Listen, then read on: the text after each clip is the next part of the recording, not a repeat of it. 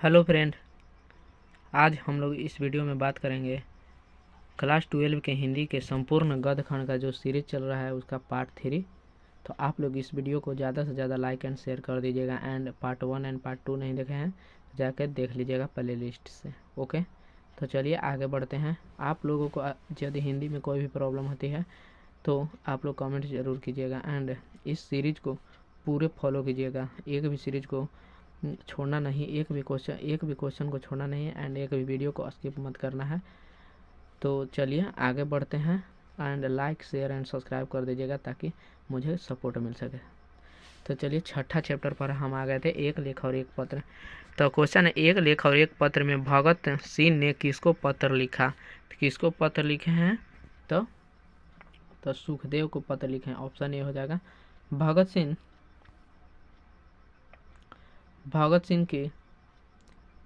ने कैसी मृत्यु को सुंदर कहा है?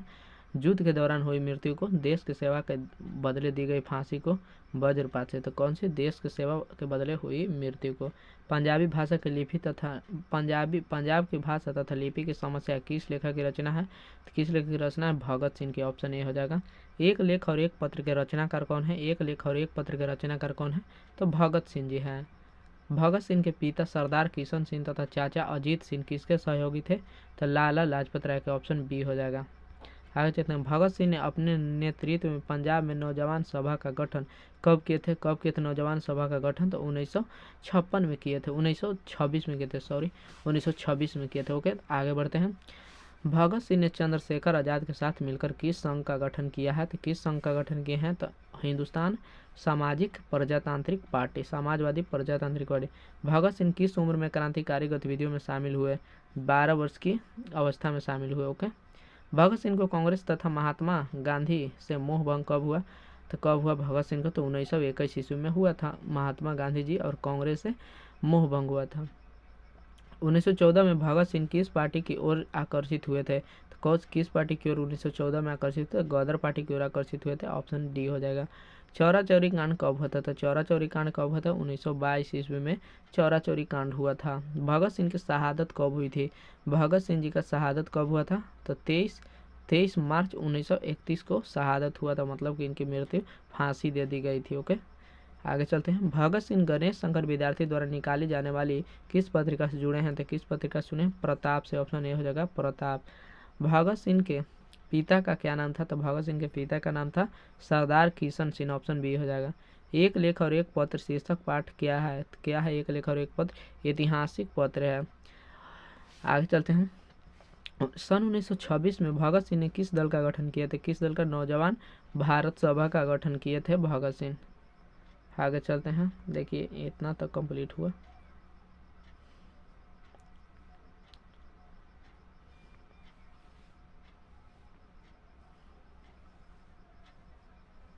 भगत सिंह को अपने लिए सजा के संबंध में क्या विश्वास था? तो क्या विश्वास था? क्षमा था। ऑप्शन बी नम्र व्यवहार। ऑप्शन सी मृत्युदंड। आजीवन कारावास। क्या मृत्युदंड था कि मृत्युदंड मुझे मिलेगा। प्रिंस क्रोपोटीन कौन था? तो प्रिंस क्रोपोटीन कौन था? तो अर्थशास्त्र का विद्वान था। ऑप्शन ए हो जाएगा। भगत सिंह को फांसी दी गई। भगत सिंह को फांसी कब दिया गया? तो 23 मार्च 1931 को। भगत सिंह का संपूर्ण परिवार क्या था? व्यापारी था, नौकरी पेशा था, स्वाधीनता सेनानी था, वैज्ञानिक थे। क्या था? स्वाधीनता सेनानी। जैसा कि हम लोग पहले बात कर चुके हैं, इनके चाचा और पिताजी किसके सहयोगी? लाला लाजपत राय के। तो सब पूरा परिवार ही घोषित था स्वतंत्रता सेनानी। अपने भगत सिंह ने अपने मित्रों के साथ केंद्रीय असेंबली में बम कब फेंका था? बम कब फेंके थे? तो 8 अप्रैल 1929 को बम फेंके थे। ऑप्शन बी हो जाएगा। ओके, प्रताप के संस्थापक संपादक कौन है? प्रताप के संस्थापक और संपादक कौन थे? संपादक कौन था? तो गणेश शंकर विद्यार्थी। भगत सिंह का जन्म कब हुआ था? भगत सिंह जी का जन्म हुआ था 28 सितंबर 1907 ईस्वी को।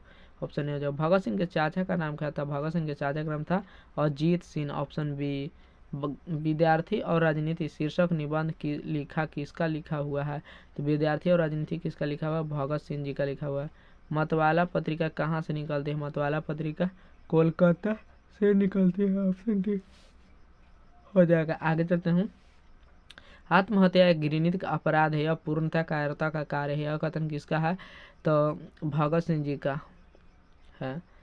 मैं नास्तिक हूँ यह किसका लेख है? मैं नास्तिक हूँ यह किसका लेख है? तो भगत सिंह जी का मैं नास्तिक हूँ लेख है। बंदी जीवन किसकी रचना है? तो बंदी जीवन भी किसकी रचना है? तो बंदी जीवन रविंद्रनाथ ठाकुर की रचना है लगता है। नो सॉरी, सचिंद्र सान्याल की रचना है। किसकी रचना है? सचिंद्र सान्याल की रचना है। आगे चलते हैं, ऑप्शन डी हो जाएगा। कुलबीर सिंह और कुलतार सिंह कौन थे? कुलबीर सिंह और कुलतार सिंह कौन थे? तो भगत सिंह के चाचा थे। ऑप्शन ए हो जाएगा। सॉरी, ये नहीं होगा। ऑप्शन सी हो जाएगा। कौन थे? तो भाई थे। इसका ऑप्शन सी हो जाएगा। वो थोड़ा सा वो गलती हो गया, थोड़ा सा डिस्टर्ब हो गया था, मतलब कि डाइवोर्स थोड़ा सा। गणेश शंकर विद्यार्थी किस पत्रिका का संपादक करते थे? तो किस पत्रिका का? तो प्रताप। ऑप्शन डी हो जाएगा, प्रताप।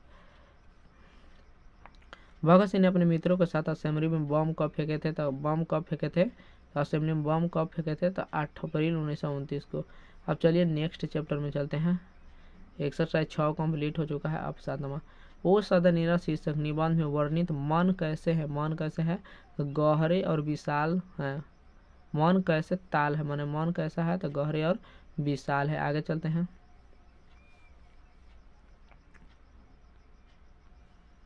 वो सदनीरा निबंध किस पुस्तक से लिया गया है? वो सदनीरा निबंध किस पुस्तक से लिया गया है?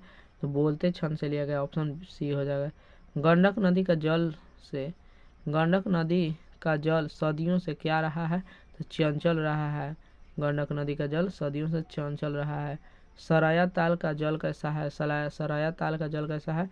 तो स्थिर है। Option B. सभी क्वेश्चन काफ़ी इंपॉर्टेंट है, आप लोग इसको 1 से 2 बार इस वीडियो को देख लीजिएगा एंड इस चैनल को सपोर्ट कीजिएगा, सब्सक्राइब कर दीजिएगा। ओके, आगे चलते हैं। वसुंधरा भोगी मानव और धर्मांध मानव एक ही सिक्के के 2 पहलू है। यह पंक्ति किसके द्वारा लिखी गई है? किसके द्वारा लिखी गई? तो जगदीश चंद्र माथुर के द्वारा। ऑप्शन डी हो जाएगा। रामपुरवा कहाँ है? रामपुरवा कहाँ है? तो देखो रामपुरवा कहाँ है? भितिहरवा के पास है। ऑप्शन ए हो जाएगा। गांधी जी को महुए के पेड़ के नीचे किसने जगह दिए थे? तो किसने जगह दिया था? मुखिया ने, ग्रामीण ने, मठ के महंत ने। तो ऑप्शन सी हो जाएगा, मठ के महंत। गांधी जी की झोपड़ी को ... ने जला दिया। कौन जला दिया था? ग्रामीणों, युवकों, एमन साहब के कर्मचारियों, छात्रों। तो गांधी जी की झोपड़ी को एमन साहब के कर्मचारी, मतलब एमन मतलब कि अंग्रेज के कर्मचारी। बहुजन संप्रेषण का माध्यम पुस्तक किसकी है? बहुजन संप्रेषण का माध्यम पुस्तक जगदीश चंद्र माथुर की है। ऑप्शन बी हो जाएगा। निम्नलिखित में कौन सी रचना जगदीश चंद्र माथुर की है? निम्नलिखित में कौन सी रचना जगदीश चंद्र माथुर की है? तो ओ सदा नीरा पाठ किस विधा के अंतर्गत आता है? तो किस विधा? निबंध है। वो सदा नीरा निबंध। जगदीश चंद्र माथुर मूलतः क्या थे? जगदीश चंद्र माथुर मूलतः क्या थे? तो जगदीश चंद्र माथुर मूलतः नाटककार थे। ऑप्शन सी हो जाएगा, नाटककार थे। वो सदानीरा निबंध बिहार के किस क्षेत्र की संस्कृति पर लिखा गया है? तो किस क्षेत्र पर लिखा गया? चंपारण क्षेत्र पर। ऑप्शन डी हो जाएगा, चंपारण। चंपारण क्षेत्र में बाढ़ का मुख्य कारण क्या था? जंगलों का कटना, नदियों की अधिकता, नदियों का तीव्र धारा, इनमें से कोई नहीं देगा। जंगलों का कटना था। माथुर जी किस राज्य के शिक्षा सचिव थे? किस राज्य के शिक्षा सचिव? बिहार के शिक्षा सचिव थे। वो सदनीरा पाठ के अनुसार गांधी जी ने आश्रम विद्यालय कहाँ स्थापित किए थे? तो बड़हरवा, मधुबन और भितिहरवा में आश्रम विद्यालय स्थापित किए थे महात्मा गांधी जी। अंग्रेज ठेकेदार को किस चीज़ की खेती का विस्तार किया? अंग्रेजी कोची का खेती का विस्तार किया था? तो नील की खेती का। ऑप्शन बी हो जाएगा, नील की खेती। आगे चलते हैं।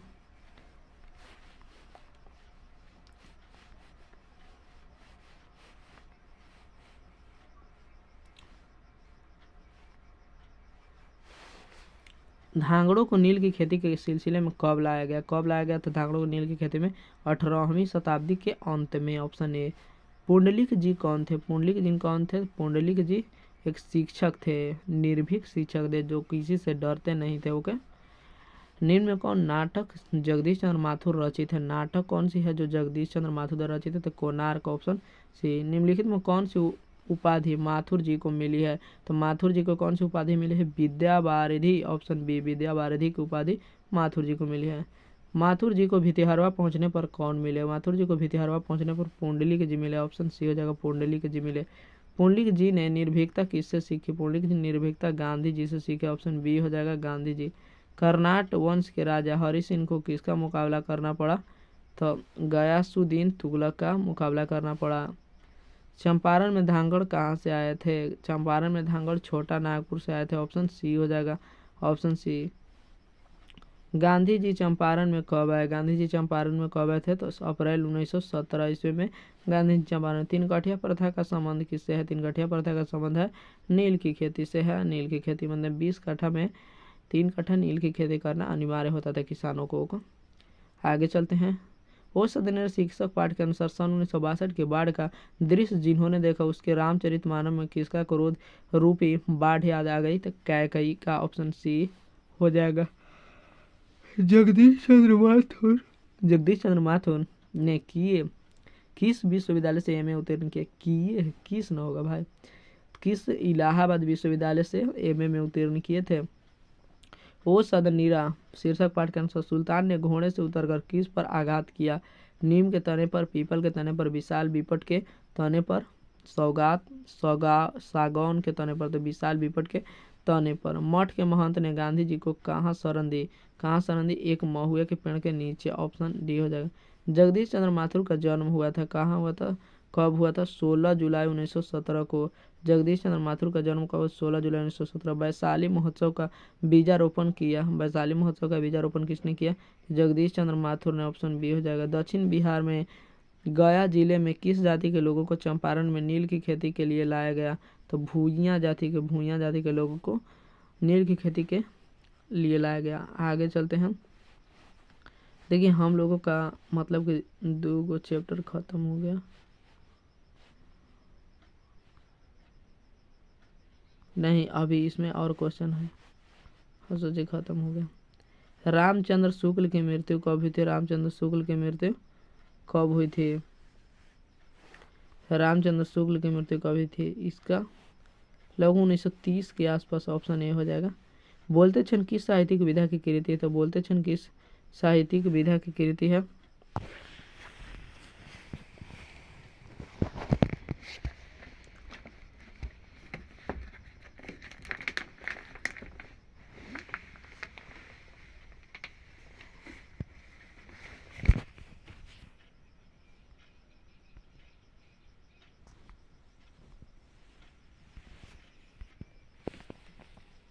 बोलते क्षण किस विधा की साहित्यिक कृति है? तो निबंध है बोलते क्षण। आगे चलते हैं। ओ सदन नीरा किसको निमित्त बनाकर लिखा गया है? ओ सदन नीरा किसको निमित्त बनाकर लिखा गया है? तो किसको? गंडक नदी को निमित्त बनाकर। थारन शब्द किस शब्द से विकसित हुआ? थारन शब्द थार से विकसित हुआ है। ऑप्शन बी हो जाएगा 39 का। आगे है। बिहार का सुप्रसिद्ध संस्कृत उत्सव वैशाली महोत्सव बीजारोपण किसने किया था? किसने? जगदीश चंद्र माथुर ने। वो मेरे सपने क्या है? वो मेरे सपने क्या है? वो मेरे सपने क्या है? तो नाटक है। वो मेरे सपने क्या है? नाटक है। गौतम बुद्ध का आविर्भाव कब हुआ था? गौतम बुद्ध का आविर्भाव कब हुआ था? तो 2500 साल पहले हुआ था। राजा हरि सिंह देव का किसका मुकाबला करना पड़ा? किसका? गयासुद्दीन तुगलक का। ऑप्शन है। वो सदनीरा के लेखक कौन है? वो सदनीरा के लेखक जगदीश चंद्र माथुर। ऑप्शन है। कोणार्क के नाटककार कौन है? कोणार्क के नाटककार कौन है? कोणार्क के नाटककार जगदीश चंद्र माथुर हैं। 10 तस्वीरों के रचनाकार है। 10 तस्वीरों के रचनाकार जगदीश चंद्र माथुर हैं। ऑप्शन बी हो जाएगा। आगे चलते हैं। हम लोगों का जैसे कि मतलब कि 7 चैप्टर कंप्लीट हो चुका है। अब आगे चलते हैं। मोहन राकेश के बचपन का नाम क्या था? मोहन राकेश के बचपन का नाम क्या था? तो मदन मोहन गुगलानी। ऑप्शन ए हो जाएगा। आगे चलते हैं। मुन्नी कौन थी? तो मुन्नी कौन थी? मुन्नी कौन थी? तो सुखनी का बेटा, रजनी का बेटा, शिवनी का बेटा। तो बिस्नी का बेटा था, मुन्नी थी मिसनी के बेटे। सिपाही की माँ एकांकी का कथा वस्तु है। सिपाही की माँ की एकांकी का कथा वस्तु है। तो निम्न मध्यवर्गीय वर्ग की। निम्न मध्यवर्गीय वर्ग की। सिपाही की माँ एकांकी की बिस्नी चरपाई के पास मोड़े पर बैठी क्या करती दिखाई देती है? तो क्या करती दिखाई देती है?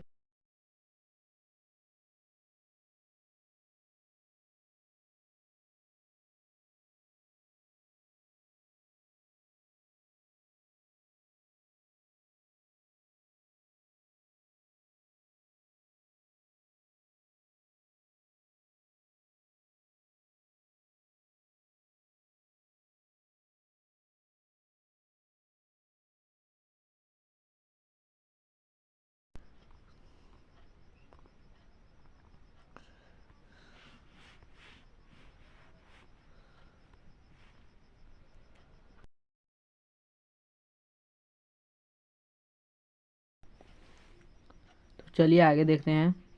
बीसनी किस एकांकी की पात्र है? बीसनी किस एकांकी की पात्र है? सिपाही की माँ। ऑप्शन डी हो जाएगा। मानक की माँ का नाम क्या है? मानक की माँ का नाम बीसनी है, ऑप्शन सी हो जाएगा। मानक किस युद्ध में सिपाही के रूप में लड़ने गया? बर्मा गया है। तो किस युद्ध में लड़ने गया है मानक? तो प्रथम विश्व युद्ध में। सिपाही की माँ एकांकी में किसकी कथा वस्तु प्रस्तुत की गई है? किसकी? माँ बेटी की। माँ बेटी की, ऑप्शन सी हो जाएगा, माँ बेटी की। मोहन राकेश किस पत्रिका के संपादक रहे हैं? किस पत्रिका के संपादक रहे हैं? तो सारिका के, ऑप्शन ए हो जाएगा, सारिका के। आगे चलते हैं।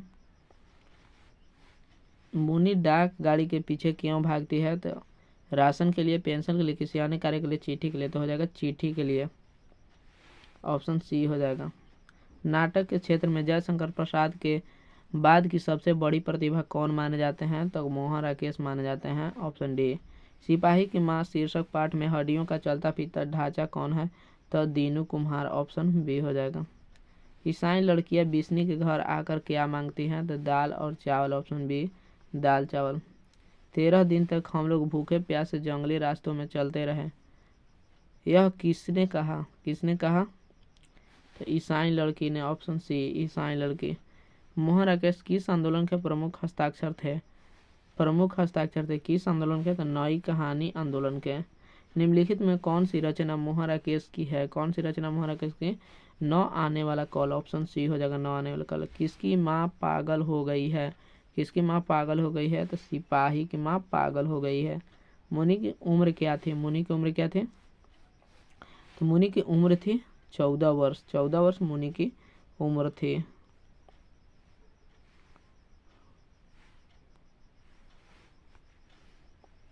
आगे चलते हैं। मुनि किस दिन मानक की चिट्ठी के आने की भविष्यवाणी करती है? तो किस दिन करती है? तो मंगलवार के दिन करती है। कौन कहता है मैं इसकी लाश ले जाकर चील और कौवों के आगे डाल दूंगा? सिपाही कहता है। किसके कड़ों के मोती तारों के तरह चमकते हैं? तारों के।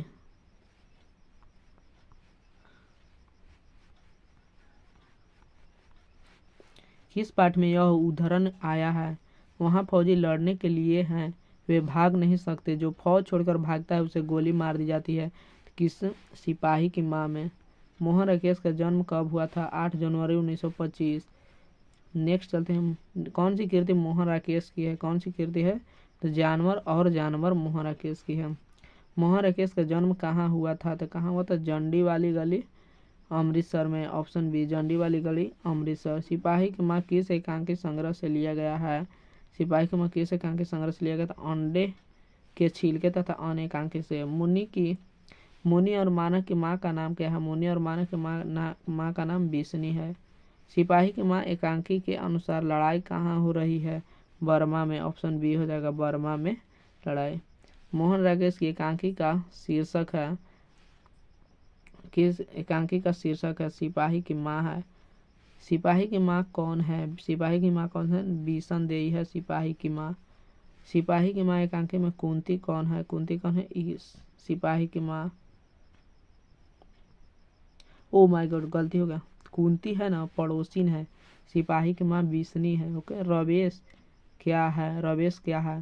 तो रवेश क्या है? मोटे सूत की बुनी चादर, ऑप्शन सी हो जाएगा, मोटे सूत की बुनी चादर। अब हम लोगों का 8 चैप्टर कंप्लीट हो चुका है। तो आगे 9 से आगे नेक्स्ट वीडियो में देखेंगे। तो आप लोग इस वीडियो को ज़्यादा से ज़्यादा शेयर एंड लाइक कर दीजिएगा एंड चैनल को सब्सक्राइब कर लीजिएगा यदि पहली बार इस चैनल पर विजिट किए हैं तो, और दोस्तों के साथ शेयर कीजिएगा ताकि इस चैनल पे हम लोग 1K जल्द से जल्द अचीव करें। Thank you so much.